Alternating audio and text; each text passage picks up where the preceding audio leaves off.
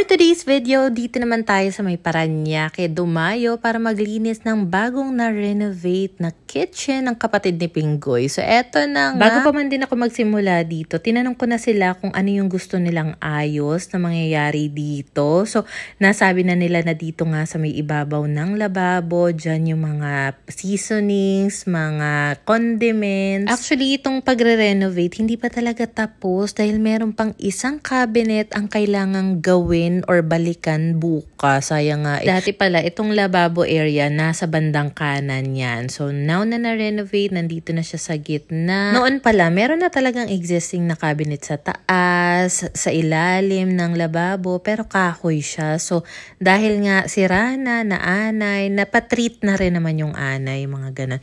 So, pinalitan na nga ng modular. Modular ba yung tawag dito? Basta yung ganyang cabinet. Next naman na aayusin ko, dito sa cabinet na nasa ilalim ng lababo. So, dito po ilalagay yung basurahan nila, tsaka lahat ng mga cleaning essentials, dito rin sa ilalim lang ng lababo. Ang challenging lang talaga sa mga ganitong pag-organize dahil syempre, hindi ko naman siya bahay, so hindi ko alam lahat ng mga gamit na kailangan kong ayusin. So, kailangan mo mag-sort ng todo-todo. Tapos, meron pa palang isang cooler ng mga seasonings, spices na kailangan ko ulit ayusin dito sa ibabaw na cabinet. So, buti na lang meron din silang ganitong ladder. So, ayan, kahit papano, naaabot ko yung mga matataas na part nitong cabinet. Iniisa-isa ko rin talagang tignan yung mga products para ma-check kung may expired na ba. Then, diretso basurahan na nga yun. And then, dito naman sa may dulong kaliwang cabinet, doon naman ilalagay yung mga cookware, mga pans. Buti na lang may nakita ko mahabang organizer, kaya naman lahat ng mga sangkap, yung mga ingredients, seasonings na desachet, dyan na lang lahat sila para kapag kailangan yan habang nagluluto. Yung isang buo na lang yung ibababa nila. So, ganyan muna yung pagkakaayos natin, pero depende na lang sa kanila kung gusto pa nilang baguhin yan. Yung ilang maliliit na sachet ng toyo, nilagay ko na nga rin dito sa lagayan mismo na babasagin. And then, eto nga palang cart na to. Kasi tinanong ko si James ko anong balak niya dito. Gusto niya daw yung mga alak niya, yung mga nandyan. So, lahat ng makikita kong alak doon ko ipaglalagay. Nga pala current update dito sa ilalim ng lababo. Ganito na yung itsura niya. So, meron kasi ako nakitang lumang organizer ng mga utensils. So, naisip ko, pwede na tong gamitin. So, ayan yung squeegee, yung panglinis ng bintana. Dyan ko na ilagay. Sinabit ko na lang din yung extra nilang gloves dito sa may tubo dahil magaan lang naman yan. Then para sa ibang mga cleaning materials, cleaning products, dito na lang sa may harapan. Wala na akong makitang organizer na pwede ko magamit. So ayan, at niline up ko na lang sila dyan for as long as visible pa rin naman siya once mabuksan yung cabinet. Okay na yan. Eto nga palang pag-vlog ko dito ay may consent talaga. Actually si James pa nga nagsabi, sige ayos i-vlog mo yan. Eto nga pala yung kanilang dining table. Medyo kakaiba talaga siya dahil mataas nga, kaya even yung upuan mataas talaga. So para mas ma-maximize nga natin, maglalagay ako ng maliit na appliance rack. Actually existing na nila yan, pero gusto ko kasi na ipwesto dyan sa may lamesa itong microwave kasi napakataas kapag doon sa ibabaw ng ref. Para nakakatakot kapag mag-iinit ka ng sabaw tapos kukunin mo sa ibabaw ng ref, 'di ba? Baka magtapunan pa sila. So ayan na nga, maliban sa microwave, dito ko na rin sa ibabaw ipapatong naman yung air fryer. Then pagka-open ko nga ng air fryer, nakita kong merong mga namuong mantika. So binabarang ko na muna ng dishwashing liquid. Then dito naman sa ilalim ng lamesa, as you can see, medyo maraming gamit nga ang pinag-aalis ko dito. So ganito yung magandang idea, especially kapag limited or small space lang talaga. Kahit papaano maraming storage pa rin. And then eto na nga, may mga nakita na akong ala, kaya naman pinaglalagay ko na nga dito sa cart na nasa gilid ng ref. Alam mo, itong mga carts nila, in fairness talaga, ang ganda ng quality niya. Kasi feeling ko talaga napaka-sturdy niya na kahit mga mabibigat yung ilagay mo, caring-carry. Alam mo, habang nag-aayos nga ako dito, may mga nakita akong mga boxes pa ng mga tsaa na expired na, malalaking bags ng mga beans, ng coffee, expired na rin. So karamihan sa mga yon, ilalagay ko lang muna sa isang box, then ilalabas ko nga doon sa may garahe nila para ma-check muna nila bago tuluyang maitapon. Dahil syempre, hindi naman natin to bahay. Ito namang pangalawang cart, ang pwesto kasi napansin niya ay dito malapit sa may water dispenser. Napunasan ko na yan pero hindi ko pa talaga sure kung ano ilalagay ko dyan. And then dito nga pala yung design ng kisame nila. Medyo kakaiba dahil ang daming ang grills na ganyan. Tapos huwag niyo muna pansinin yung LED light kasi ang balak talaga ni James dyan. Ilalapat nga sa grills palibot yung LED light para mas maganda, mas kaaya-aya. Kaso wala naman ako makitang cable tie. Meron namang alambre kaso wala ako makitang tools na pangkat nung alambre ba. Nagsimula ako dito, gabi na. So, hindi na ako manggigising pa dahil alam ko naman pagod din sila dahil halos buong araw din silang nag-aayos dito, nagliligpit dahil nga ongoing yung renovation. Kaya talagang makalat talaga kapag merong nire-renovate. Pag-aalisin ko rin pala, itong mga nakapatong na mga vitamins or supplements dito sa ibabaw ng water dispenser nila. Then, ililipat ko na lang sila dito nga sa pangalawang cart which is nandito lang naman, katabi lang ng water dispenser para less, eyesore. Kusina lang talaga yung aayusin ko dahil okay naman, malinis naman dito sa sala. But of course, since during the renovation nga, karamihan ng mga pinagtatanggal sa kusina, it's either dito nilagay muna sa sala o kaya naman sa garahe. Aayusin ko na rin to, papasadahan ko na rin ng linis. At saka, maliit lang naman yung space kaya for sure hindi naman ako magtatagal dito. Alam mo ba, from time to time, nakaka-receive ako ng mga message kung ako ba ay merong ganitong klaseng service na ino-offer, na may bayad. It's just that, natatakot lang ako. Syempre, kapag merong payment na involved, nakakatakot na baka hindi ko ma-meet yung expectation ng client. Yung mga pinagagawa ko lang naman, kumbaga passion project ko siya. Gusto ko tong ginagawa, masaya ako dito. At saka, yung mga nililinisan kong bahay, mga kilala ko na talaga sila. Konti na lang yung aayusin ko dito sa kusina. So, eto mga boxes na yan, mga disposable plates, disposable cups yan.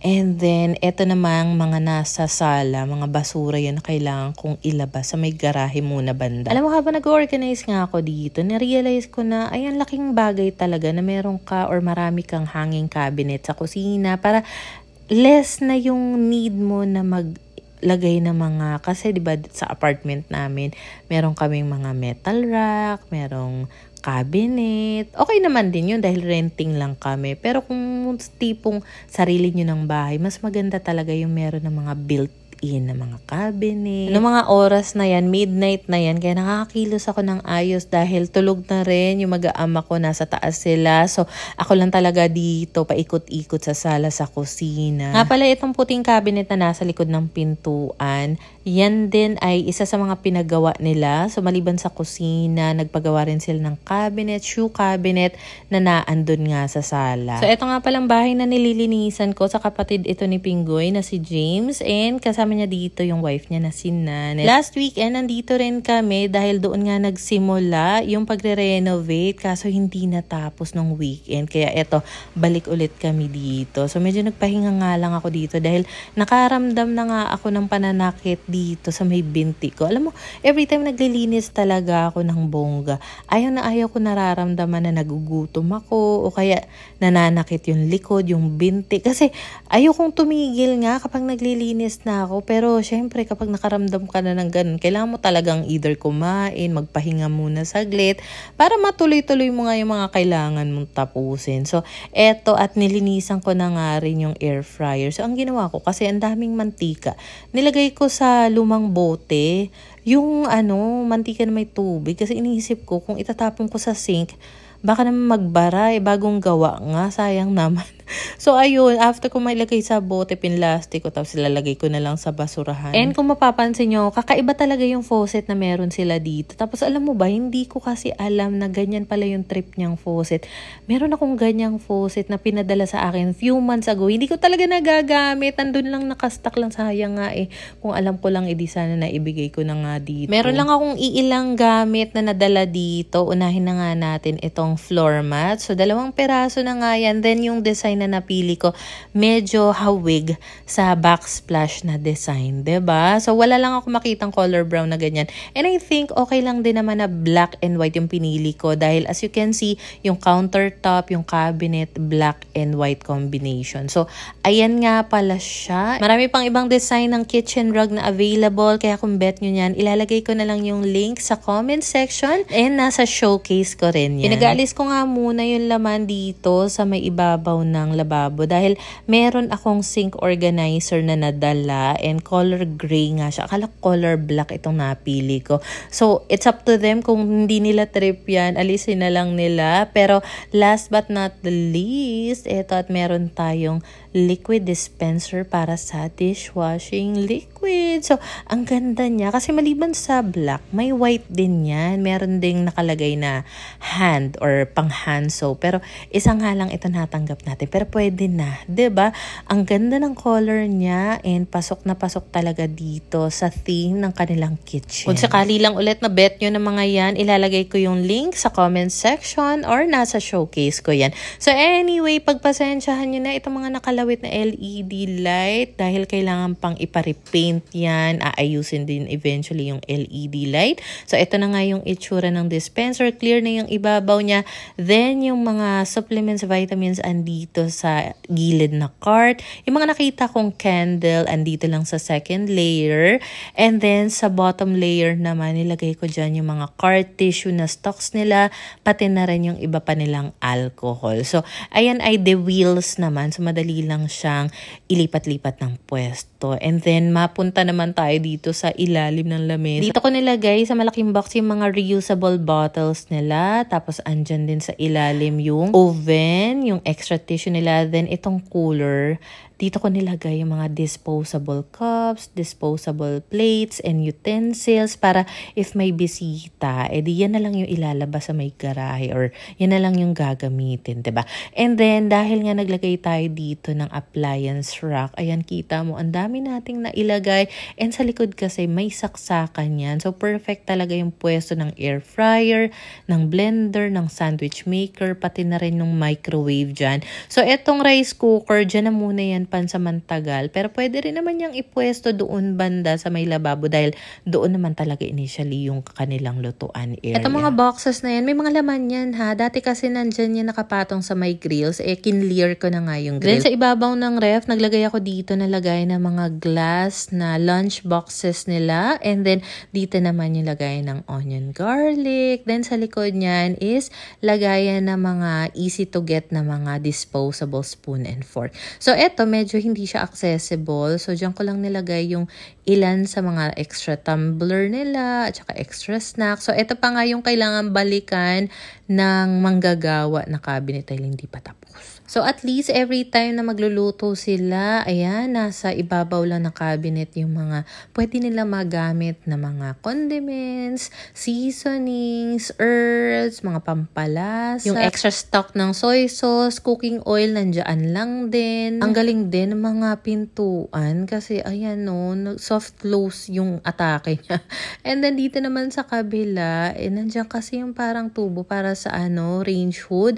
So, naglagay lang ako dito ng lagay ng mga used oil. Hinugasan ko rin yan. So, malinis yan. Currently, wala pa yung lama. Sa kabilang side ko nilagay yung mga extra food container nila. Then, sa ibabaw naman, andun yung mga extra baso nila, shot glass, wine glass, at kung ano-ano pa. So, may saksakan nga pala dito. And I'm thinking para yan sa range hood.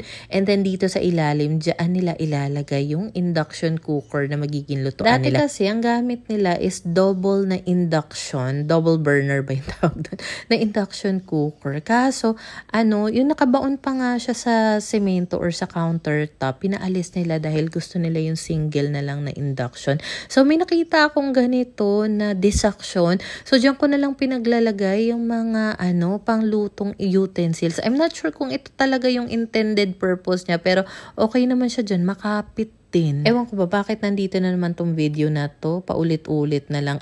Anyway, tanggalin ko lang muna itong basurahan dahil ayan, naka-organize din dito yung ilang panglinis ng car naman nila. Tapos dito nga pala, hindi yan bigas. Nandyan yung mga screw, yung mga maliliit na kung anik-anik. Tapos naglagay din ako ng organizer para sa mga garbage plastic nila, another organizer para sa mga iba't ibang klaseng tape nila, at saka ayan, mga cleaning products, extra cleaning stuff nila. And dito naman sa kabilang side, nandito yung lagayan ng kanilang mga utensils, serving spoon, mga knife.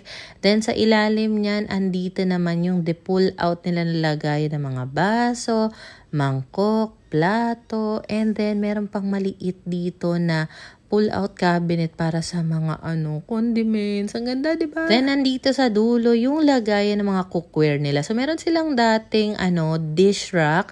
So, naisip ko na, yan na nga lang yung patungan para at least maayos pa rin naman yung mga cookware nila dyan. So, yan na muna pansamantagal. Okay naman siya, di ba? At least kasya lahat ng mga lutuan nila dyan. So, pwede na. Kanina pala may mga pinaghuhugasan kami ni Nanet. So, ayan pa yung mga pinapatuyo. But, once na matuyo na yan, clear na yan. Bale, wala nang ilalagay na kung ano man dyan sa ibabaw.